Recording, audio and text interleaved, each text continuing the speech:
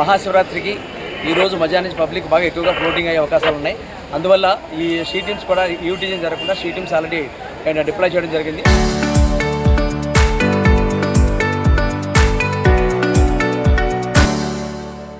అదేవిధంగా crime parties pick pockets బాగా ఎక్కువగా జరిగే విధంగా ఉన్నాయి కాబట్టి ఆల్రెడీ 4 పిక్ పాకెట్స్ పికప్ చేసిన వాళ్ళని. అదేవిధంగా భక్తులందరూ కూడా కొంచెం అప్రమత్తంగా ఉండాలని కోరుకుంటున్నాం. ఈ స్నానాలు చేసేటప్పుడు వాళ్ళ బిలాంగింగ్స్ అన్ని కూడా పక్కన పెడుతున్నారు, అది కూడా పోయే అవకాశాలు ఉన్నాయి.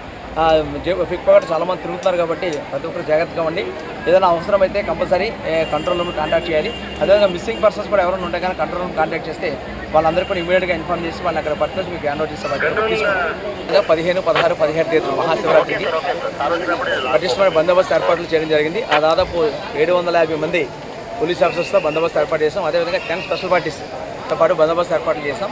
ఈ క్యూ లైన్ అన్ని సిస్టమేటిక్గా బ్యారికేడింగ్ జరిగింది.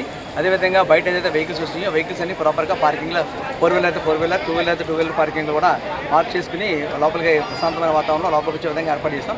మరి ముఖ్యంగా ఈ స్నానాల ఘాట్లు ఉన్నాయి. స్నానాల ఘాట్ల లేదా బయట నుంచి వచ్చే భక్తులందరూ కూడా జాగ్రత్తగా బౌల్డర్స్ అవి ఎక్కువ ఉంటాయి కాబట్టి వాటిని జాగ్రత్తగా చూసి స్నానాలు చేసినప్పుడు జాగ్రత్తగా ఉండమని మరొకసారి హెచ్చరిస్తున్నాం. ప్రతి స్నాన ఘాట్లలో కూడా స్విమ్మర్స్ కూడా పెట్టడం జరిగింది. అదేవిధంగా పోలీస్ ఆఫీసర్స్ ఉన్నారు.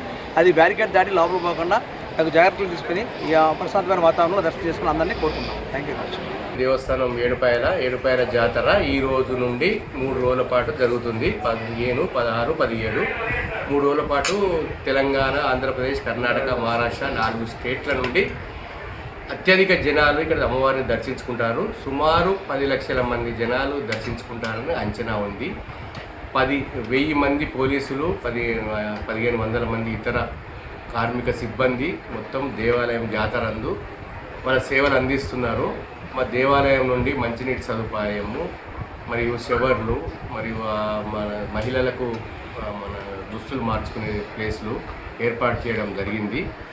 ఇంకా ఈ ఇతర వాళ్ళ సిబ్బందితోని మనం సమన్వయం చేసుకొని ఎటువంటి ఇబ్బందులు కలగకుండా ఏర్పాటు చేయడం జరిగింది. మరియు భద్రతా నిమిత్తము 100 సీసీ కెమెరాలు ఈ టెంపుల్ సరౌండింగ్లో ఏర్పాటు చేయడం జరిగింది.